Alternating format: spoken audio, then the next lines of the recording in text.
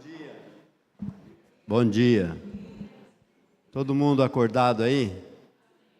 Só que a hora que cantou aquele Alegrição, eu quase dormi, viu? Acho que vai precisar cantar aquilo de novo. Cadê o Lucas?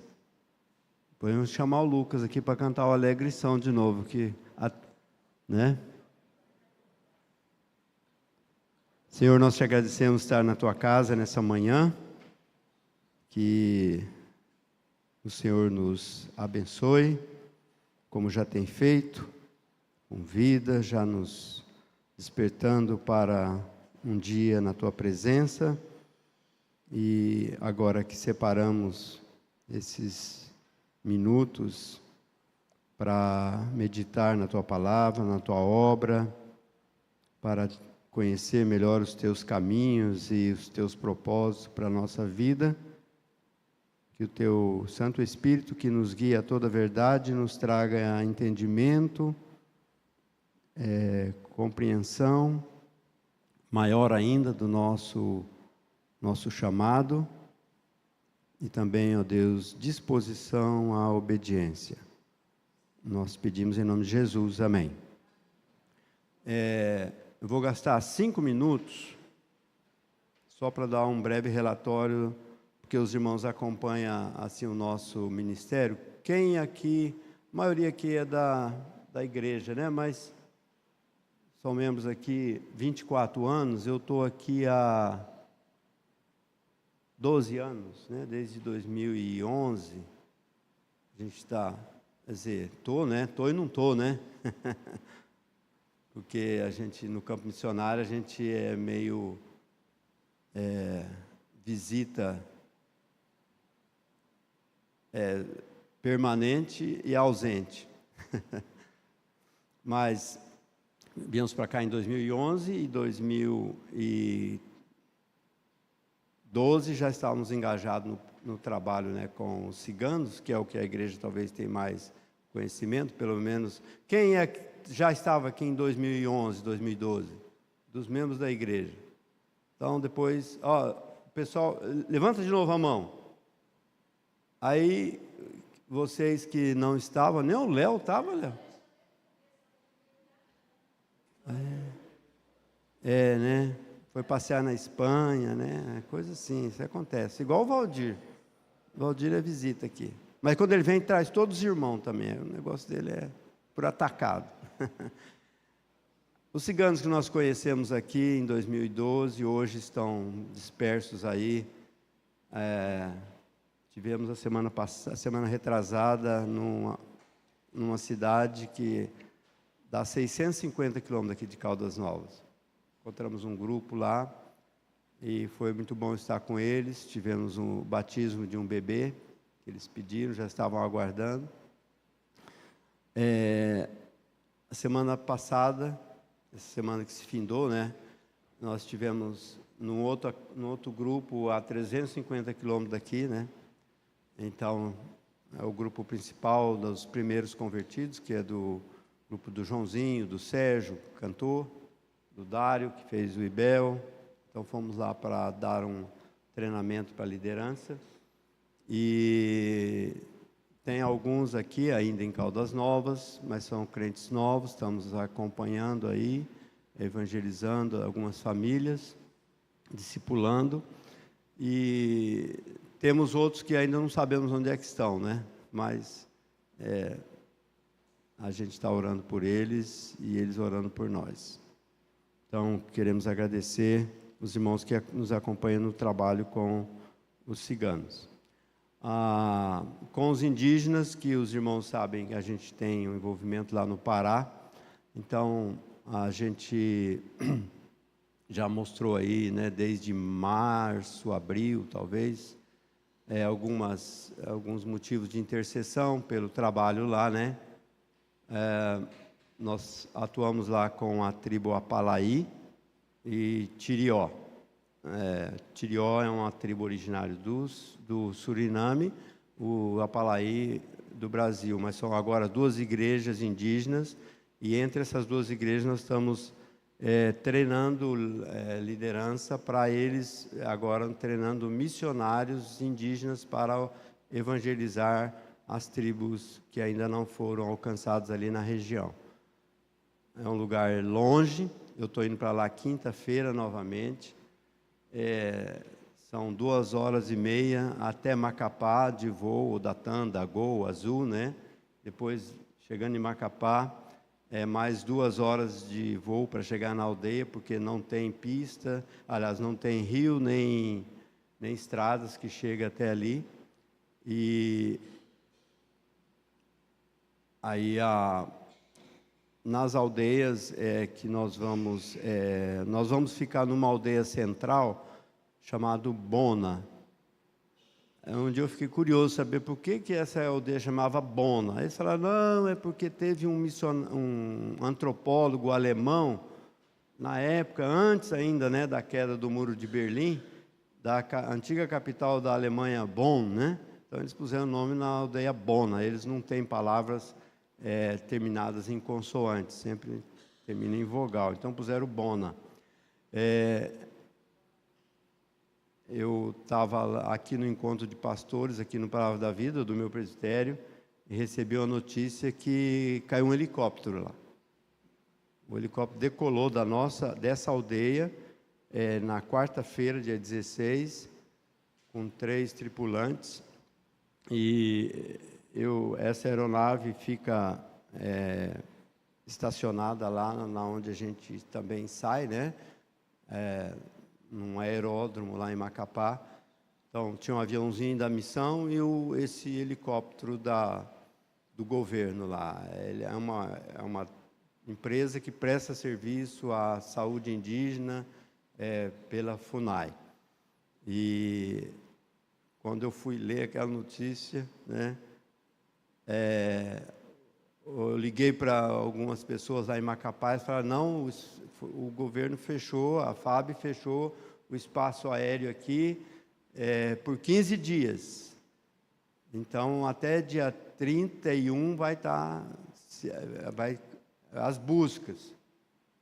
E enquanto não encontrarem, né, ou verem que realmente não tem mais vestígios, né, no meio da mata, aí só depois que vai ser aberto o espaço aéreo, lá naquela região do extremo norte do Brasil.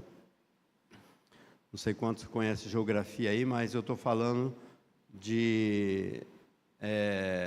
do rio Amazonas, né, que desce lá da Colômbia, atravessa todo o estado do Amazonas, Pará e deságua lá, né, lá em Macapá.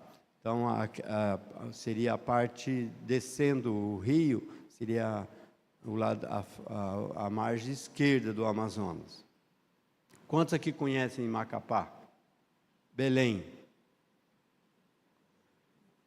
Belém os irmãos conhecem, aí tem gente que já conhece, né? São lugares de grandes rios. Macapá, aliás, o rio Amazonas em Macapá tem mais ou menos 60 quilômetros de largura, né? Daqui como é que chama aqui? Corumbaíba, né? Quase chega em Piracanjuba. Daqui em Morrinhos, seria essa a largura do rio. Ontem nós oramos lá no encontro de pastores do meu presbitério. Nós recebemos essa notícia e depois eu recebi uma outra mensagem que às 10 horas da manhã ontem encontraram o helicóptero, localizaram com todos os 3 tripulantes vivos. Então, graças a Deus, todos eles estão vivos. Ainda estavam na operação de resgate, mas eu acho que já foram resgatados. Então, já abriu o espaço aéreo, então está garantida a nossa ida, né, para lá, para poder entrar na aldeia na semana que vem. Eu chego lá dia 25, a gente entra na aldeia dia 28. Vou pregar numa igreja em Macapá. E no sábado próximo a gente vai ter uma capacitação para os pastores e líderes de missões ali das igrejas, Assembleia de Deus, Batista, Presbiteriana ali em Macapá. Eu peço a oração dos irmãos que a Leonor vai ficar aqui, né? E os meninos estão para chegar aí, para fazer uns documentos.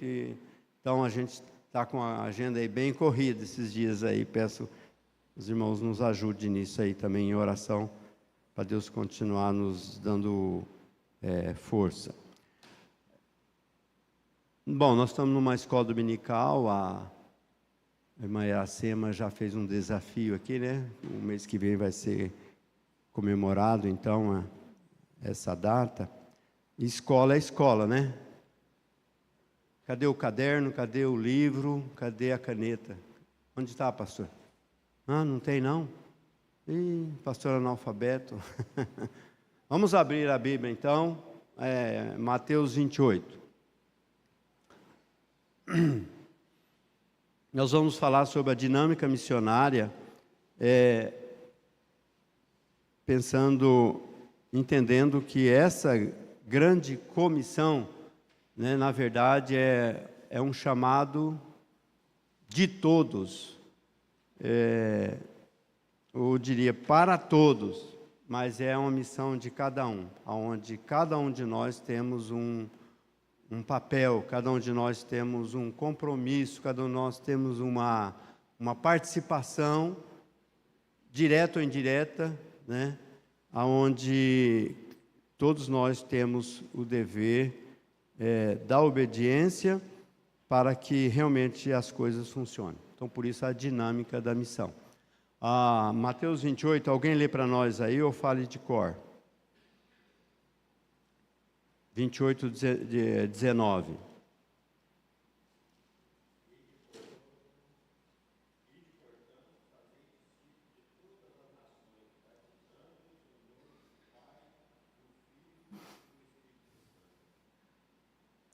Ide, portanto, fazei discípulos de todas as nações, batizando em nome do Pai, do Filho e do Espírito Santo. Vamos ler o 29 também, né? Só falta mais um aí. O 20, desculpe.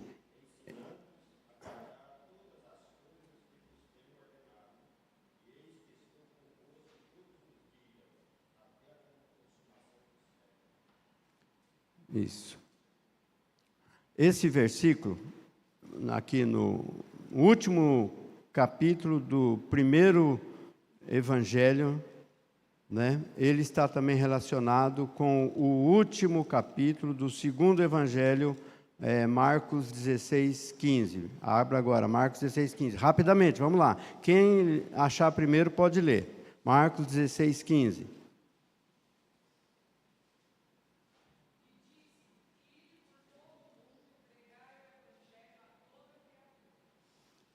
Lucas 24, o último capítulo também do livro, do terceiro livro dos evangelhos, né?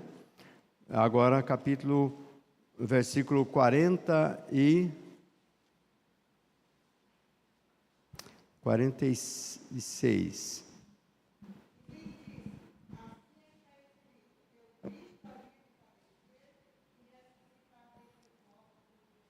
47.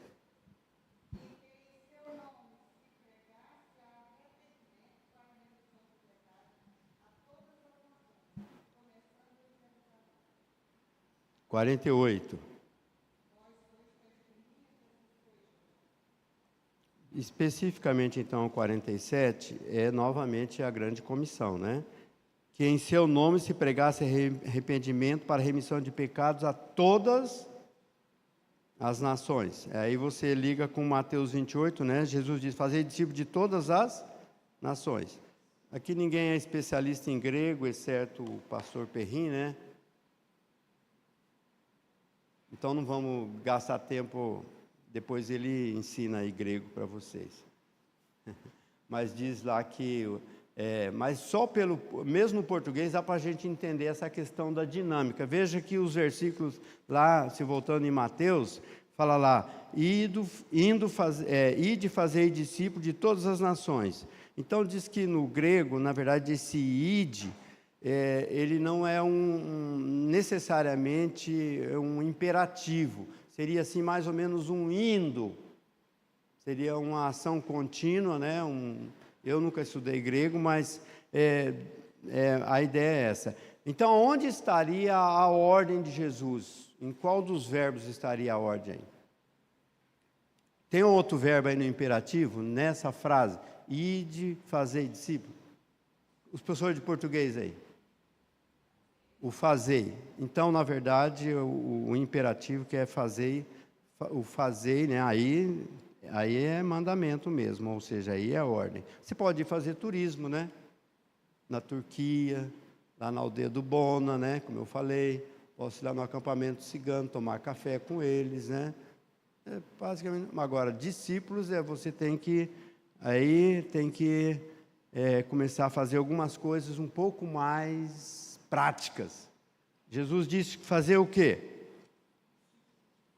Discípulo de todas as nações, indo, ensinando, batizando, né? E veja que tudo são ações contínuas, né? Ensinando, não é uma coisa que você ensinou e tchau, nunca mais volta ali. É ensinando. Você, como que pega uma criança, você começa a ensinar as primeiras letras até que ela faça uma pós-graduação ou um PhD, né? Você não quer que seu filho fique no Mobral, que é da velha guarda aí, né? Batizando, né? Então, você vai... Aquelas pessoas que foram, né, abordadas pela mensagem do Evangelho, à medida que elas creem, vocês batizam. Por exemplo, o eunuco ali no caminho, né? Ele perguntou para o Filipe, o que me impede de ser batizado? Tem água aqui? Eu posso ser até batista? Não sei se a profundidade dava, né? Não sei se também foi por aspersão, por imersão. O que eu quero é ser batizado. Qual foi a resposta de Filipe? Não, você tem que fazer o catecismo de Westminster, passar 1 ano com o pastor Perrin lá na classe de catecúmenos, ou então você tem que ir lá para a igreja IPN, lá em Brasília, né, aprender, ou vai lá em Patrocínio, na igreja tal do Roberto Brasileiro, ou então você vai lá na igreja, lá em Belém, da igreja das Assembleias de Deus, ou lá em São Luís, na igreja principal lá da cristã evangélica, ou você vai lá no Vaticano, passa 1 mês com o Papa. É isso? Né? É lícito se tu creres de todo o coração. Qual foi a declaração do eunuco?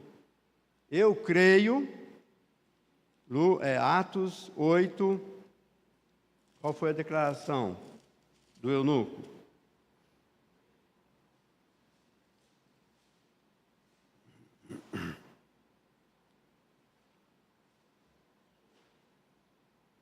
Lá no versículo, finalzinho aí do capítulo 8, né? Versículo 32, ele diz, olha, é lícito se tu creres de todo, 37, de todo o coração. A declaração de fé dele foi, eu creio que Jesus Cristo é o Filho de Deus. Será que precisaria de saber as institutas de Calvino, né? Para testar a fé desse homem, ou a compreensão do Evangelho? Ele falou, Jesus é o Filho de Deus. A gente bota muita regrinha nas coisas, vai dificultando, vai causando entraves para que as ovelhas entrem no aprisco, para que a palavra chegue com simplicidade e clareza aos ouvidos dos ouvintes. Aí a gente quer fazer discípulos, mas parece que a gente bota um fardo tão pesado neles que nem a gente carrega, e a gente carrega uma tradição histórica, e isso é bom, é salutar, mas às vezes essas coisas nos tiram da simplicidade do Evangelho.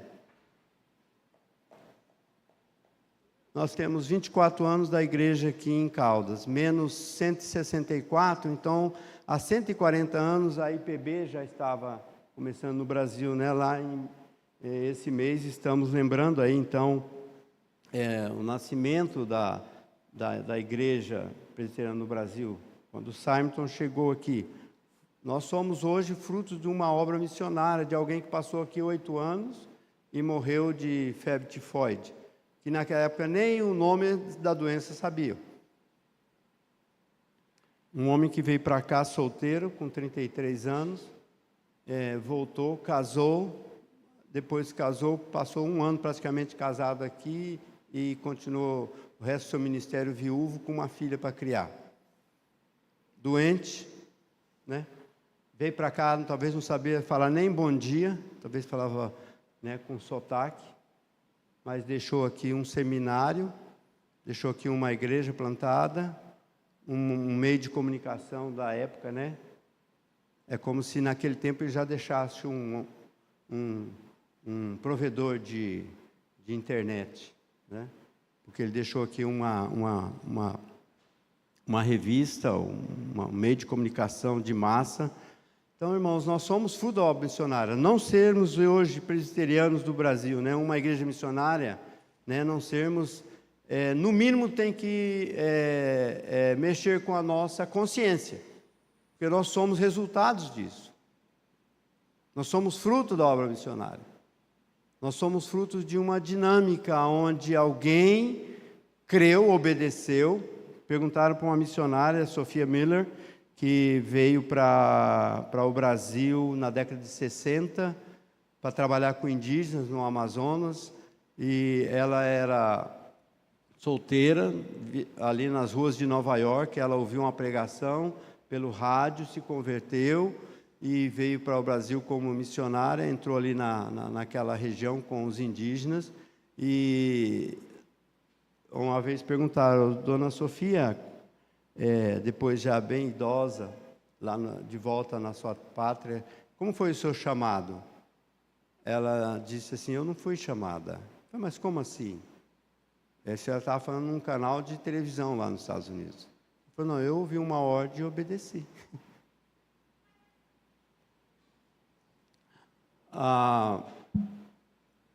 Então, essa dinâmica da obra missionária, onde entender essa questão da prática, né, natural, à medida que você vai, então, faça discípulos de todas as nações. Aí aqui a palavra nação, ela tem a sua raiz, nessa palavra seria melhor etnia, que aí, quando se fala nações aqui, não é no sentido geopolítico, né? Por exemplo, vamos pensar aqui no Brasil. Quantas nações nós temos aqui onde o Brasil está localizado, aqui, América Latina? Quantos países nós temos aqui? Vamos pegar lá, Uruguai, Paraguai, Bolívia, né? Argentina, os nossos amigos, gostamos muito, né? Especialmente na hora do futebol, né? Colômbia, e vai por aí afora, até lá a Venezuela, e aí depois você vai circulando. Então, nós temos aí uma gama de nações mais divididos geopoliticamente por causa dos colonizadores, e o Brasil por causa dos portugueses que vieram aqui e os outros espanhóis. Então, Jesus não estava falando nesse sentido.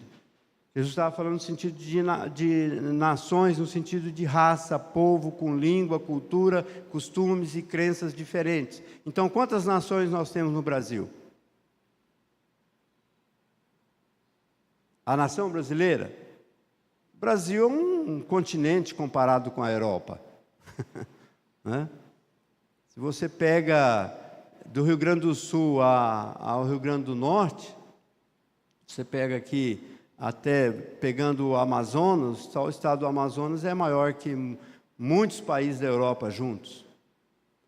Então, agora você fala assim, então já evangelizamos a nação brasileira. Tem igreja, por exemplo, tem igreja presbiteriana que eu conheço inclusive o pastor, lá em Boa Vista, em Roraima.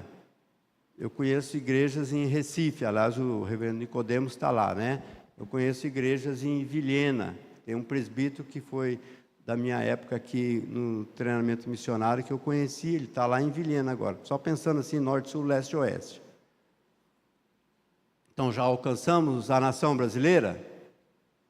Não. Quantas tribos nós temos no Brasil? Eu vou dar três alternativas. Quantas tribos nós temos no Brasil? Eu vou dizer mais ou menos, vocês vão fazer um teste aí. É escola, né? Você já ouviu falar do teste pipoca? Faz aí, vale 10. 100 tribos, 180, 340. Quais vocês? Hã? Quem fica com 100 tribos? 100? 340 tribos nós temos no Brasil. Então, quantas línguas vivas, ou seja, línguas que ainda são faladas dessas tribos? Não, mas nós falamos português de norte a sul, de leste a oeste.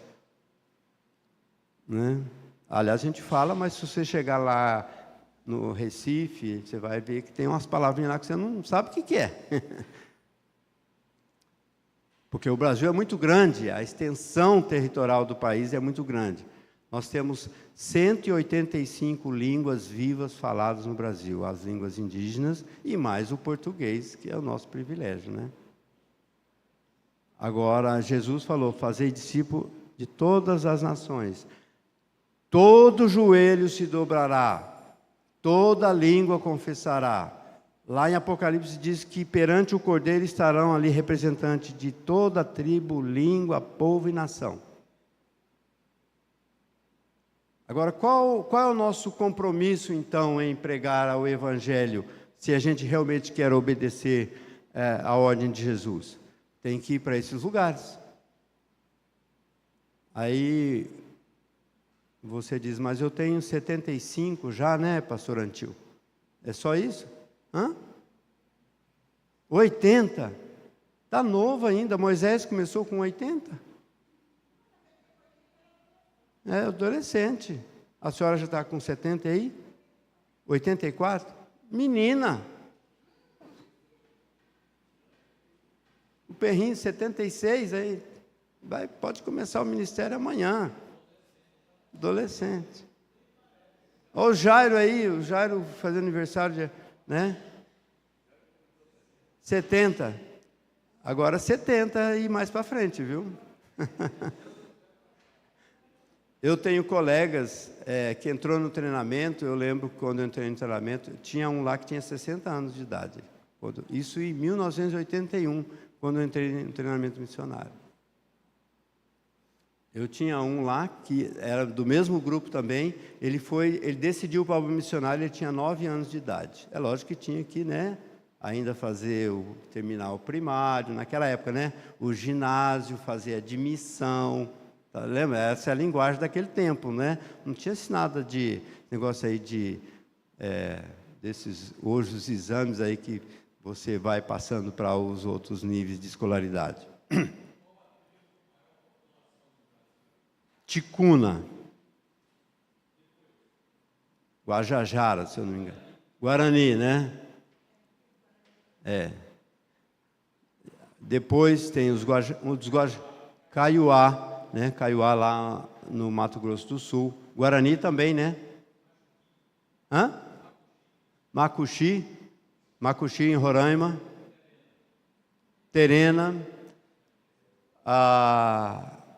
Hoje nós temos pastor Terena com doutorado. Encontrei com ele em Cuiabá agora no mês de julho. Ele é o presidente nacional do Conselho de Pastores e Líderes Indígenas, chamado CONPLEI, com N, né? Conselho Nacional de Pastores e Líderes Evangélicos Indígenas. O irmão dele é diretor de uma escola para indígenas em Manaus. Um parente da tribo dele vai com a gente lá para a aldeia de Bona agora, no dia 27. Então, nós estamos com lideranças evangélicas, indígenas, hoje, pessoas com conhecimento, né? Pessoas que foram tiradas da aldeia, mas que saíram, estudaram. Lá na aldeia onde eu trabalho, o cacique, que é pastor lá, já está com 75 anos, ele já tem 4 filhos com universidade, né? Curso universitário, e uma com mestrado, né? E ele, quando o evangelho chegou lá, ele tinha sido pela prática do infanticídio indígena, que vocês já devem ter ouvido falar, ele tinha sido entregue para ser morto quando ele nasceu, porque a família pensou que ele era um espírito mau. Então reuniram a família lá e decidiram se iam criá-lo ou não. Aí uma tia, o jeito, ele é bem assim, brincalhão, né? Aí ele falou assim que ele tinha mais ou menos um ano, contaram a história para ele, que uma tia olhou para ele e falou assim, parece que ele não é um espírito, não, ele chama, na língua tem a palavra própria, né? Não é um jorocó. Aí diz que a tia falou, eu vou criar ele 3 anos. Falou com a família, todos os parentes, né, reunidos, ele decide as coisas em grupo, reuniram e falaram, eu vou criar eles 3 anos. Se ele virar gente, aí a gente continua, senão aí a gente abandona ele, que é a prática do infanticídio, né? Por exemplo, tem tribos que se nasce gêmeos, eles abandonam um. Se nasce com algum defeito, defeito físico, também abandona. A mãe tem o parto ali na mata e deixa lá a criança. Depende do conhecimento, porque não conhece, né? O Salmo 139, né? Que desde o ventre materno nós somos conhecidos por Deus. E aquelas pessoas, cada um carrega a imagem e semelhança de Deus. Uma vez a Leonor ensinando sobre aborto na aldeia, ela pegou um prato, botou o que a gente chama de coloral, né? Aqui, mas é o urucum, que é aquela tinta bem vermelha que os indígenas, e pôs ali e foi ensinar sobre o aborto. Aí ela perguntou assim, você as mais velhas aqui, estavam só as mães, as avós e as moças, as mulheres novas, mas que já eram casadas, porque ela ia falar nesse nível com elas, sobre o aborto. Aí nós começamos a saber as informações lá. Ela disse que havia uma prática, né, entre eles lá, que quando era indesejado, né, uma gravidez, eles tinham um tipo de espinho. Eu vou falar alguma coisa, todos aqui são adultos, né? Havia uma prática de um espinho de laranjeira venenoso que matava o feto no ventre.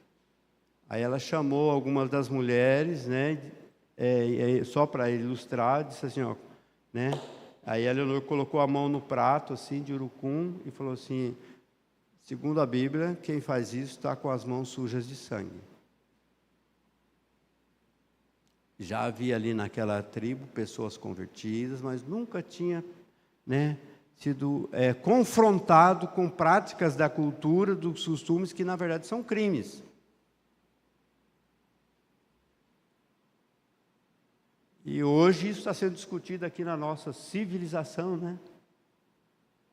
As leis estão aprovando isso aí. Famílias evangélicas estão aprovando, porque já largaram o evangelho. Então, na igreja, às vezes, só de fachada, mas não tem compromisso com a palavra, com a verdade. E aí vai voltar um animismo, uma prática pagã que é natural para quem está lá na ignorância, mas para quem já foi exposto à palavra de Deus, né? A Bíblia está traduzida em português desde 1800 e alguma coisa, por Padre Manuel da Conceição, né? Então, nós aqui, que vivemos na cidade, na civilização, não temos desculpa. Agora, aqueles indígenas estavam na ignorância, mas abandonaram essa prática. Resumindo, esse homem que foi condenado com 1 ano a essa prática do infanticídio, o missionário, quando chegou lá, ele tinha mais ou menos 13, 14 anos, aí ele já casou, né, na cultura dele, ele já tinha acabado de casar, ele foi evangelizado por esse missionário, aí esse indígena começou a ajudar o missionário aprendeu a língua, esse indígena, né, que hoje é um pastor, né, um dos pastores da tribo, o pastor mais velho, que eu falei que tem filhos já em universidade, ele ajudou a traduzir o Novo Testamento durante vários anos, ao todo mais ou menos 20 anos levou para traduzir o Novo Testamento. Ele foi levado para Belém para ajudar o missionário, né, na revisão da tradução. E quando eu cheguei na aldeia e o seu Jaqués, você fala assim, vamos estudar aqui agora, por exemplo, a carta de Paulo lá para Timóteo, lá no capítulo 3, ele cita todo o capítulo de cor. Ele ajudou na revisão com o missionário por anos, né, repetindo a mesma coisa, até o missionário entender, né, ele ajudar o missionário a passar para a língua dele, né, a língua materna dele, a palavra de Deus. Então ele sabe aquilo de cor. E hoje a tribo dele tem a Bíblia completa, de Gênesis a Apocalipse. E pela graça de Deus, foi entregue em 2018. Então, alguém condenado, né, pela própria cultura, a prática do paganismo. Então, são nações, etnias, são tribos, e tem tribos hoje ainda vivendo nessa condição dentro do nosso país. E a gente acha que a gente pode cantar, né, Maranata, hora vem Senhor Jesus, enquanto o nosso dever de casa ainda não foi cumprido. Eu estou dizendo pessoalmente, mas coletivamente, como igreja brasileira, como igreja presbiteriana, que já tem 164 anos, como igreja de Calda Nova, que tem 24, como igreja da Vila União em Goiânia, que tem 44, como igrejas que nós temos igrejas aqui no Brasil e em Belém, com mais de 100 anos, como temos lá no Rio de Janeiro, né, como temos lá em Manaus, igrejas centenárias, mas que nós hoje, como igreja brasileira, como igreja presbiteriana, nós temos ainda que nos engajar nessa dinâmica da missão. E vamos ver na prática algumas coisas aqui, como isso deve funcionar. Se o meu negócio aqui funcionar, né? Aí já... Opa, volta lá.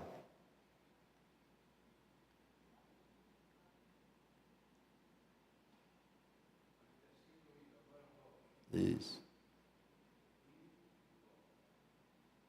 Então, falando em missões, Jesus tem a última palavra. Atos 1:8. Então, é como se, eu diria assim, vocês não entenderam não? Pedro, João, Tiago, Bartolomeu? Tá bom, então antes de ir embora para o céu, Jesus, depois de passar 40 dias e ensinando, relembrando eles sobre o reino de Deus, Jesus deu a última palavra, Atos 1:8. Vamos falar de cor. Mas recebereis poder ao descer sobre vós. Todo mundo, vamos lá. Todo mundo, vamos lá. Todo mundo falando agora. Mas recebereis poder ao descer sobre vós o Espírito Santo. E sereis minhas testemunhas, tanto em Jerusalém, como em toda a Judeia e Samaria, até aos confins da terra. Verso 9 agora. Dito isso, foi Jesus elevado às alturas e uma nuvem cobriu dos seus olhos. Essas aí já são palavras de quem? De Lucas. O verso 9 já é a palavra do escritor do livro de Lucas. O verso 8 são as últimas palavras de Jesus. Certo? As últimas instruções. É como o vovô, né, que está ali no leito de morte, você quer saber as últimas palavras que o vovô falou. Você que estava lá, né, o que o vovô falou? A gente não tem essa curiosidade? E Jesus estava dando as últimas palavras. É como assim, o último zap para os 12. E falou isso aí, e como a gente diz, né, na minha gíria da minha época, tchau e benção. Tô indo, né? Como o pessoal fala hoje, né? Fui. A Bíblia não diz que Jesus ainda ficou mais nem um minuto ali. Ele voltou depois se manifestou a Paulo, né? Paulo teve encontros com Jesus durante seu ministério, mas ali foi Jesus então dando as suas últimas palavras. E ele disse a mesma coisa. Agora vamos entender essa dinâmica aqui de Atos 1:8. Jesus disse que deveriam fazer discípulos, então eu coloquei em vermelho essas partículas aqui de ligação, né? Tanto em, como em, e até. O que isso nos indica na língua, no nosso idioma?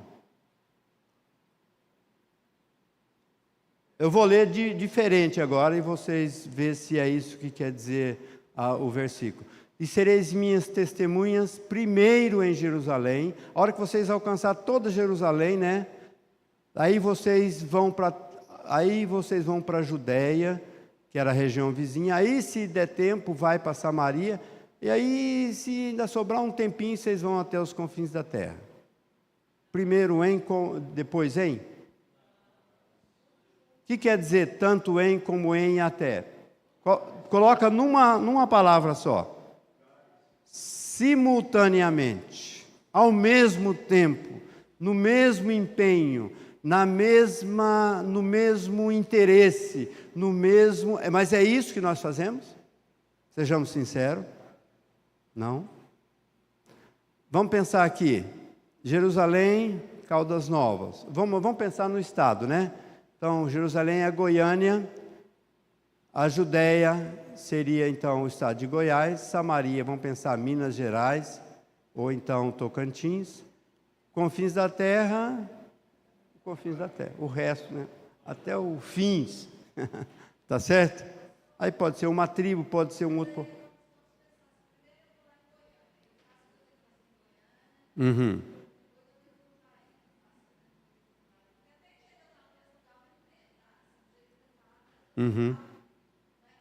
Mas tem jeito de estar lá assim? Não, tem. Você não sabe orar? Com os pés. Por exemplo, vou lá conhecer o senhor, falar do amor de Cristo lá em Corumbaíba. Fiz ali minha boa obra, falei, vou para Goiânia agora. Porque deu a entender que eu tenho que estar em Corumbaíba e em Goiânia ao mesmo tempo, pessoalmente, em espírito e em oração, sim. Você sabia que com os joelhos você pode ir para a Arábia Saudita hoje, pela oração.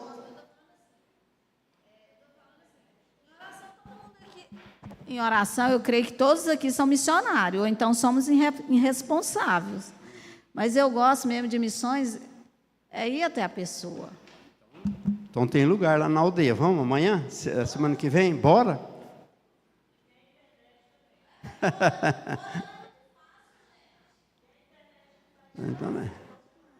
Hoje se no tempo de Jesus, se Jesus deu essa palavra aqui, Jesus está falando uma coisa absurda, impossível de se cumprir. Ele estava dando uma ordem para seres humanos. Agora, como isso vai funcionar, a gente vai vamos continuar vendo aqui. Mas o que eu quero salientar é isso, que Jesus não está falando primeiro em, depois em e até. Eu vou esculachar. Esculachar. Não sei quem entende essa palavra aí. Entende, né? Tem uns nordestinos aqui. Não, esculachar é falar assim na lata, falar na cara assim, com todas as letras. É como se... leia o versículo 7. Alguém lê o versículo 7. Bem alto aí. Quem vai ler, fala que eu vou dar um microfone. Quem vai ler? Atos 1, 7. A irmã aqui já está na ponta da agulha aqui. Atos 1, 7. Respondeu-lhes: não vos compete conhecer tempos ou épocas que o Pai reservou pela sua exclusiva autoridade. O versículo 7 foi uma resposta a uma pergunta dos apóstolos. Eles falaram: Senhor, no versículo 6, então é agora que o Senhor vai o Senhor vai devolver o reino a Israel? Qual foi a resposta de Jesus? O que a irmã leu aqui: não vos compete conhecer tempos ou época que o Pai reservou pela sua exclusiva autoridade. Em português claro, como diz, na lata, sabe o que Jesus disse para eles? Não te interessa, não é da sua conta. Não, isso agora não é relevante. Vamos falar uma palavrinha um pouquinho mais tranquila, né? Não é relevante, não é pertinente. Não é isso que você deve estar preocupado agora. Onde está a resposta então de Jesus? Atos 1:8. Mas recebereis poder ao descer sobre vós o Espírito Santo e sereis minhas testemunhas, tanto em Jerusalém, Judéia e Samaria, até os confins da terra. Tchau. Eu posso imaginar Pedro tentando pegar Jesus pelo pé. À medida que Jesus começou a subir, né? Eu não sei se Pedro era assim, meio alto, igual o nosso diretor da escola dominical aqui, né? Ou baixinho igual eu, ou igual minha irmã. Mas eu penso que Pedro talvez tentou até dar um pulo assim, pegar o Pedro, Jesus, e Senhor, explica aqui quem vai primeiro, quando, como, aonde, né? Como é que a gente vai começar? E recurso, porque o Senhor está mandando a gente ir até para o fim da terra. Aonde, como, quando? Nós não temos recurso. Eu sou pescador, os peixes, eu abandonei o barco já deve estar cheio d'água lá, porque eu estou seguindo o Senhor 3 anos, e aí, como é que eu vou fazer esse trabalho? Jesus foi embora.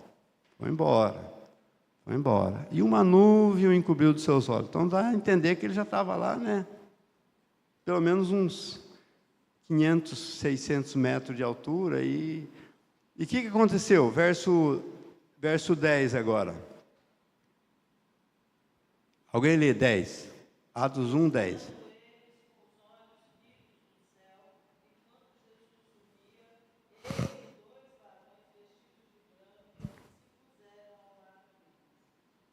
Então,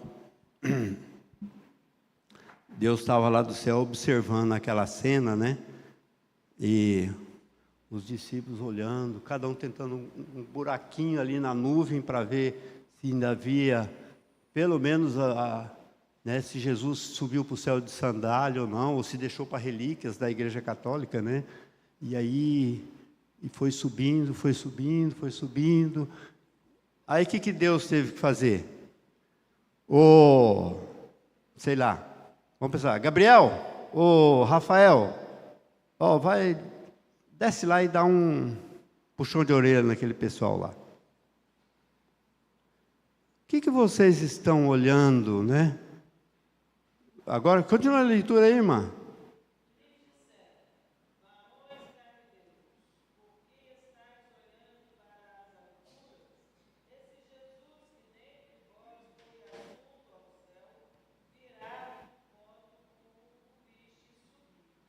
Puxão de orelha, né?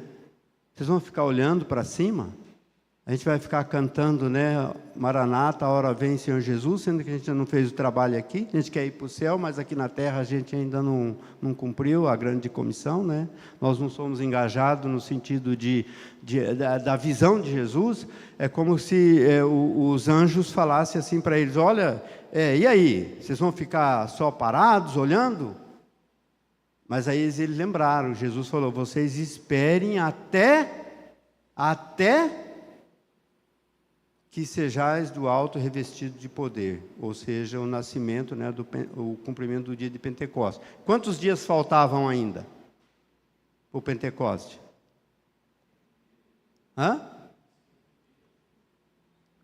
Atos 1:3, lê aí.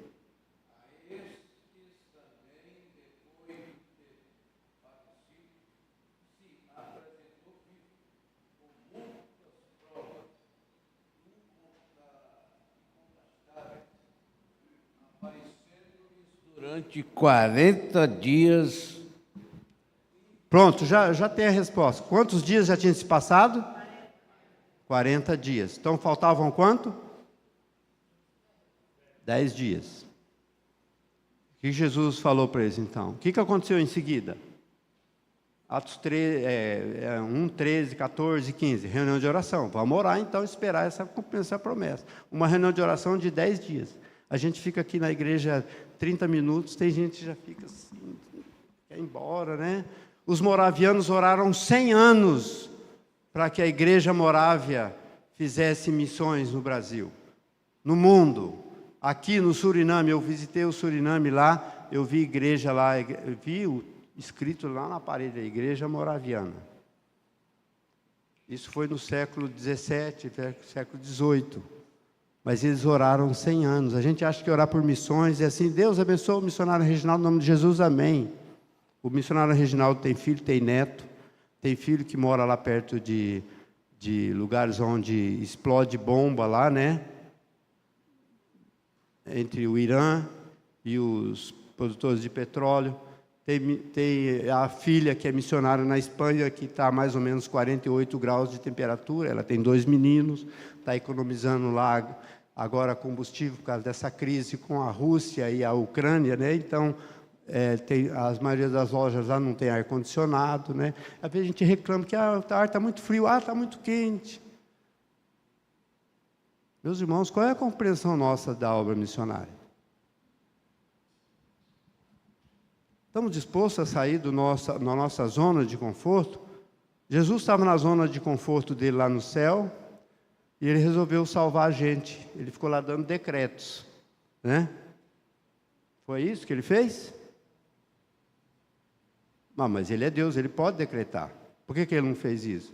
Ele veio aqui, nasceu, chupou chupeta, se é que tinha naquela época, usou fralda descartável, se é que tinha naquela época, chupou o dedo, né? Jesus foi um bebê normal, como os nossos filhos, não tomou vacina desse, daquele, porque não tinha ainda na época, mas se tivesse, teria que tomar também. Jesus cansava-se, sentia fome, sentia dor, sentia sono.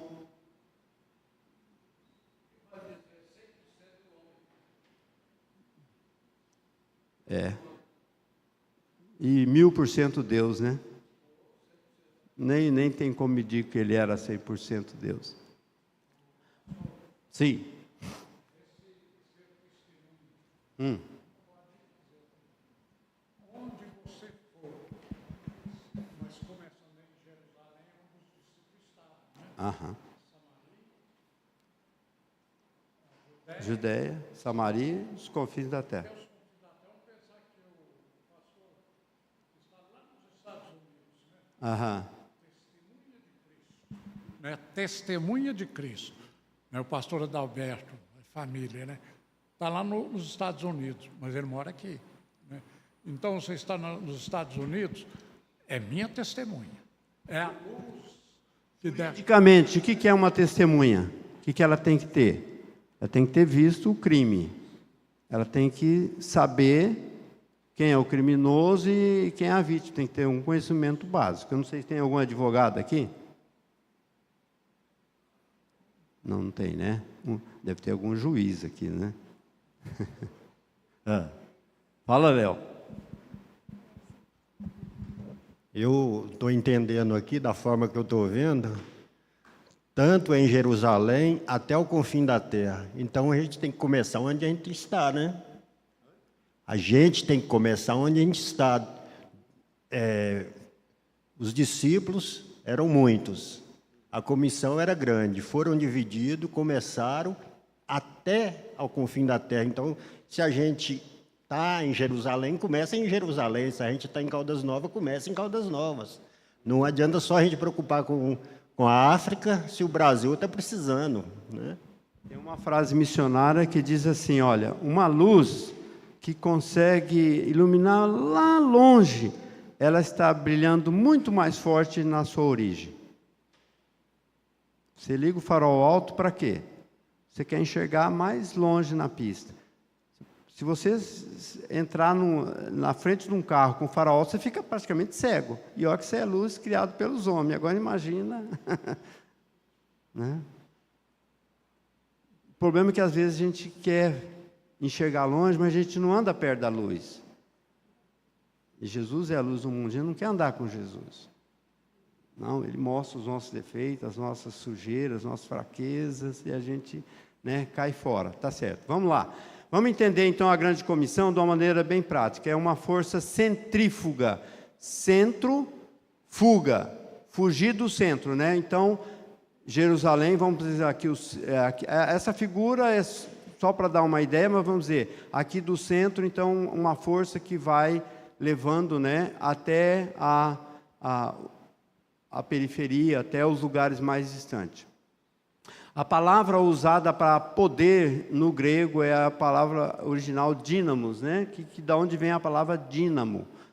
Quem tinha bicicletinha na minha época, que usava o farol, né? Encostava aquele negócio no pneu e enquanto você rodava, produzia luz.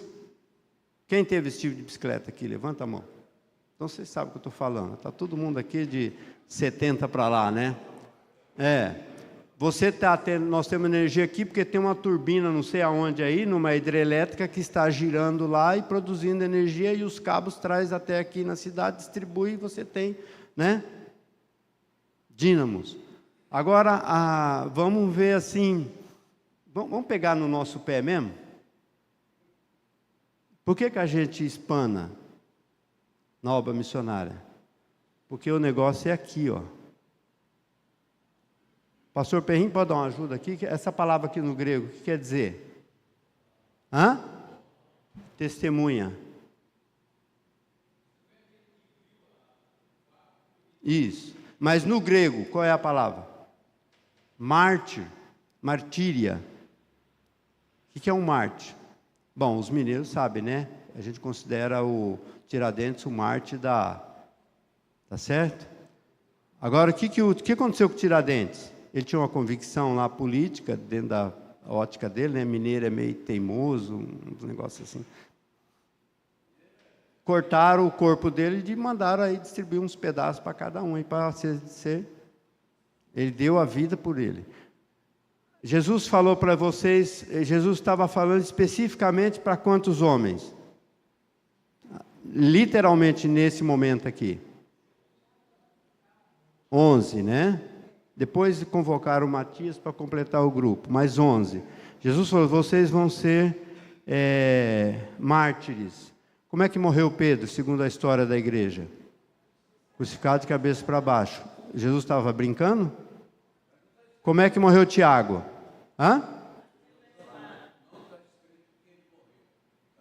Mas a história diz que sim. E aí? Não está escrito na Bíblia. Sim, mas eu estou dizendo que a história daqueles que seguiram até hoje está lá. E Jesus falou que ia acontecer e aconteceu.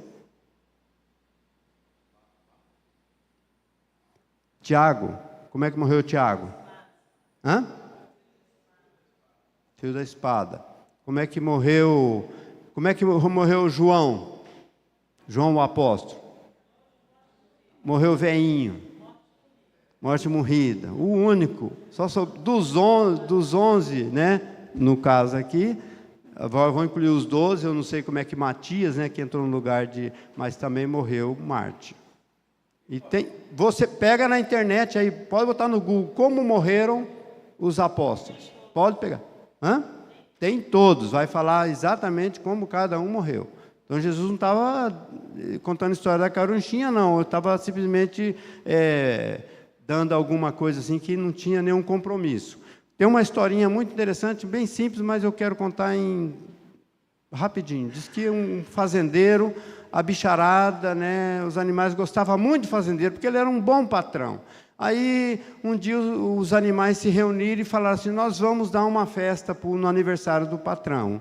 E aí, cada animal ia dar a sua contribuição. A galinha eu dou os ovos frescos, a vaca eu dou o leite fresquinho, e vamos pesquisar o que o patrão gosta de comer no café da manhã. Aí falaram assim, o patrão gosta de leite fresquinho, ele gosta de ovos mexidos, mas agora esse patrão já tem ele gosta de um baconzinho misturado, né, nos ovos.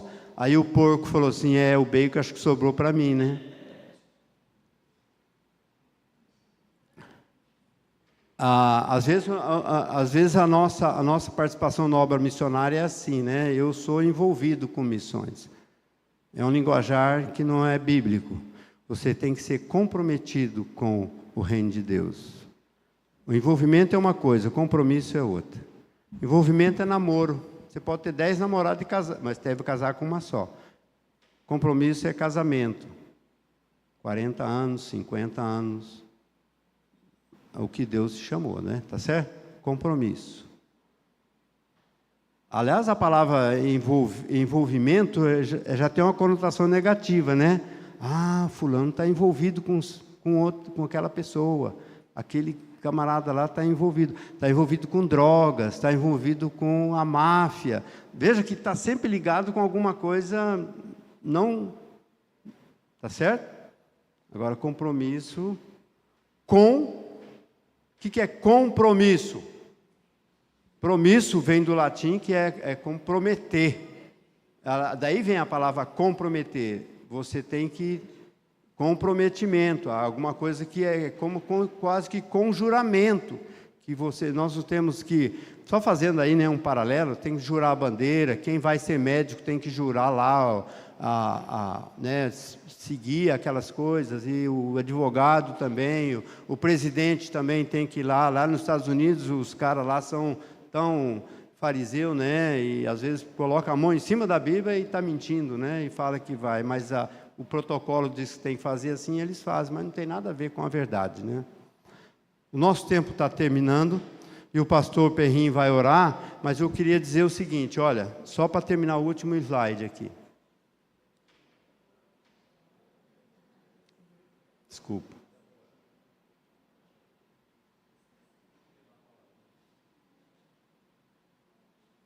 Eu estou indo de trás para frente. Tem mais um aqui. Esse aqui. Esse aqui. Vamos ler junto todo esse slide aí? A engrenagem na dinâmica da missão. A missão só funciona num esforço conjunto. Aí o versículo nós já meditamos, né? Mas como nós podemos participar? Indo com os pés, contribuindo com as mãos, orando com os joelhos, né? Um grande missionário do passado disse assim, muitos crentes consagrados talvez jamais irão ao campo com os pés, mas irão com os joelhos. Tá. Então, eu agradeço a oportunidade, quero que a igreja, né, seja uma igreja comprometida com o missionário, mas dentro da dinâmica daquilo que Jesus, da ordem de Jesus. Não é uma sugestão, não é um convite, é um mandamento, e um mandamento assim, como ele disse, né? Vocês têm de estar dispostos a dar a vida pelos que vocês creem. Bem, eu só queria dar uma palavrinha no final.